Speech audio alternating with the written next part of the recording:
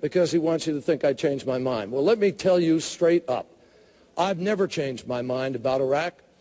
I do believe Saddam Hussein was a threat. I always believed he was a threat. Believed it in 1998 when Clinton was president. I wanted to give Clinton the power to use force if necessary.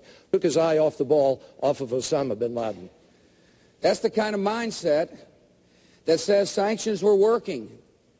That's the kind of mindset that said, let's keep it at the United Nations and hope things go well. Saddam Hussein was a threat because he could have given weapons of mass destruction to terrorist enemies. Sanctions were not working. The United Nations was not effective at removing Saddam Hussein. The goal of the sanctions was not to remove Saddam Hussein, it was to remove the weapons of mass destruction.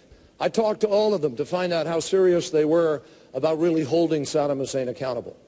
I came away convinced that if we worked at it, if we were ready to work at letting Hans Blix do his job and thoroughly go through the inspections, that if push came to shove, they'd be there with us. I don't think you can just rely on UN sanctions, Randy, but you're absolutely correct. It is a threat. It's a huge threat.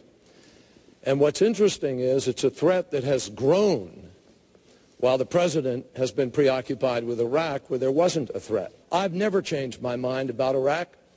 I do believe Saddam Hussein was a threat. I always believed he was a threat. Has been preoccupied with Iraq, where there wasn't a threat. I've never changed my mind about Iraq. I do believe Saddam Hussein was a threat. I always believed he was a threat. Has been preoccupied with Iraq, where there wasn't a threat. I'm going to lead the world in the greatest counterproliferation effort, and if we have to get tough with Iran, believe me, we will get tough.